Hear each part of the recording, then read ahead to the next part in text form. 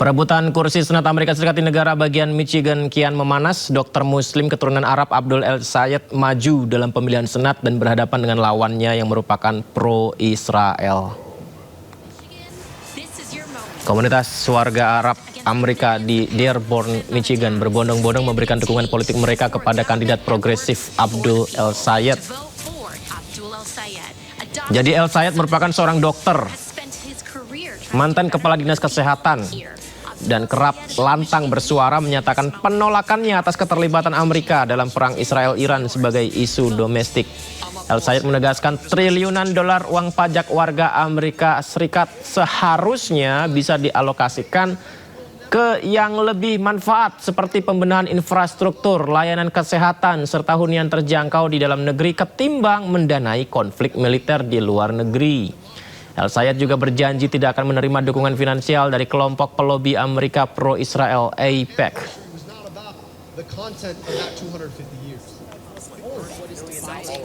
Dan di lain pihak, El Sayed harus menghadapi perlawanan sengit dari politisi senior pro-Israel anggota Kongres Haley Stevens.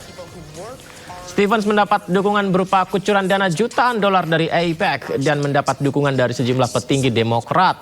Dukungan Demokrat ini juga menjadi tanda adanya perpecahan internal di tubuh Demokrat. Stevens sendiri tetap teguh mempertahankan posisi Amerika Serikat sebagai sekutu utama Israel.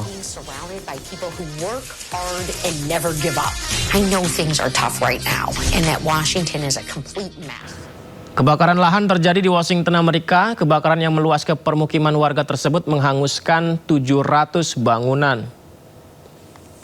Ini dia momen ketika pemadam kebakaran berupaya untuk menjinakkan api yang menjalar ke permukiman warga hingga kemarin di wilayah Spokane County, Washington. Asap tebal dan kobaran api menyelimuti hampir seluruh permukiman warga di wilayah itu. Diketahui sebanyak 65.000 jiwa yang tinggal di wilayah itu diperintahkan untuk segera menjauh saat kebakaran makin membesar. Pemirsa, pasca kebakaran lebih dari 700 bangunan dan lebih dari 8.000 hektar lahan hangus terbakar.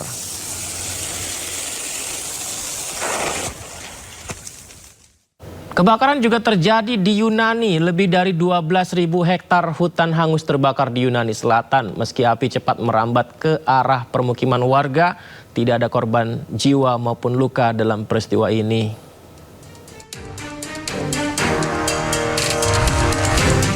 Kondisi kering dan angin yang kencang di wilayah Yunani Selatan menjadi pemicu kebakaran hutan di Attika Barat beberapa hari lalu. Besarnya api di antara vegetasi membuat petugas harus mengerahkan 1 unit helikopter dan ratusan petugas damkar saat upaya pemadaman. Menurut petugas setempat, kebakaran tersebut merupakan bagian dari kebakaran hutan yang lebih besar yang dimulai di Viotia yang berdekatan. Είναι κάτι που είναι μια γροθιά στο στομάχι. Όλοι όσοι έχουμε ζήσει πυρκαγιές είτε μικρές είτε μεγάλες, κάθε φορά που βιώνουμε κάτι τέτοιο πονάμε πολύ. Είναι μια πυρκαγιά που ξεκίνησε πριν από μέρες, όπως είδατε από τη Βιωτία, ήρθε εδώ στα Μέγαρα. Καταστροφική, μεγάλη οικολογική καταστροφή και η προσπάθεια ακόμα συνεχίζεται. Δεν έχει τελειώσει μέχρι να πατηθεί και η τελευταία φλόγα, το τελευταίο σημείο. Menurut informasi otoritas setempat, kebakaran ini menghanguskan lebih dari 12.600 hektar hutan. Diketahui, Yunani telah memasuki minggu kedua kebakaran hutan yang dipicu oleh angin kencang. Sementara negara-negara di seluruh Eropa Selatan terus berjuang melawan panas ekstrim. Sementara itu Presiden Prabowo juga mengaku diminta Presiden Korea Selatan Lee Jae-myung untuk membantu membuka dialog dengan Korea Utara. Ya, permintaan itu disampaikan saat dirinya melakukan kunjungan kenegaraan ke Seoul April lalu. Ia pun menyatakan kesediaannya mengunjungi Pyongyang apabila ada permintaan resmi untuk menjalankan peran itu. Presiden mengatakan kesiapannya memediasi merupakan bagian dari prinsip politik luar negeri Indonesia yang berupaya menjaga hubungan baik dengan semua negara termasuk Amerika Serikat dan Cina. Saya terakhir di Korea Selatan, di Seoul. Presiden Korea Selatan, Presiden Republic of Korea, ya kan, minta kepada saya, bisa nggak saya berkunjung ke Korea Utara untuk membuka semacam dialog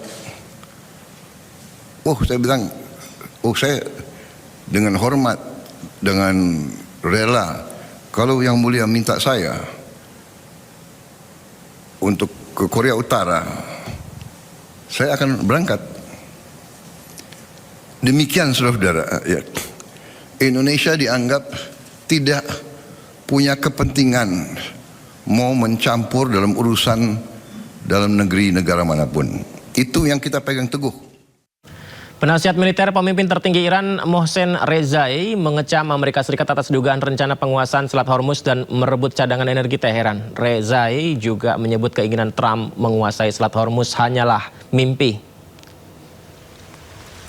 Ketegangan di Selat Hormuz makin memanas setelah Presiden Amerika Serikat Donald Trump diduga berencana mengerahkan pasukan militernya untuk menduduki Selat Hormuz. Namun hal itu ditanggapi dengan tegas oleh penasihat militer pemimpin tertinggi Iran Mohsen Rezai, yang menegaskan akan menyerang kapal induk dan pasukan militer Amerika Serikat jika Amerika Serikat berani menginjakkan kaki di Selat Hormuz.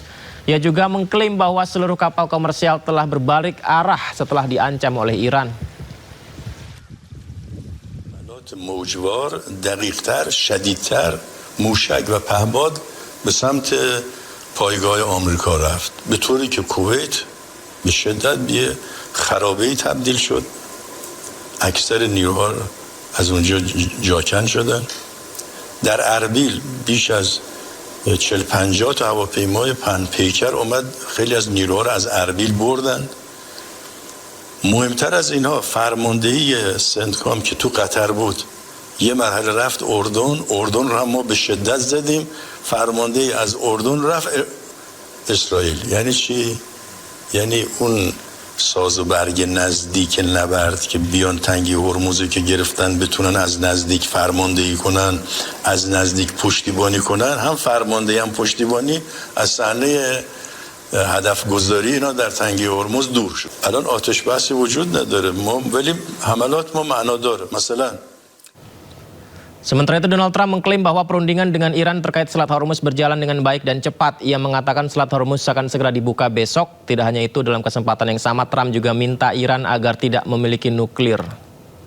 Well, you'll find out today or tomorrow. I mean, they're going to go quickly, one way or the other. It's not very complex. We're talking about the strait, the opening of the strait, having it open literally by tomorrow, completely open.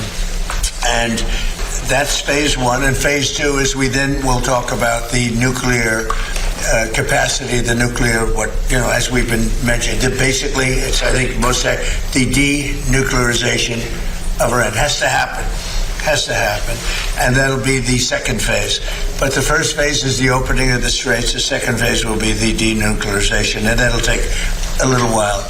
But we're very strong on it. They cannot have a nuclear weapon. Iran cannot have a nuclear weapon.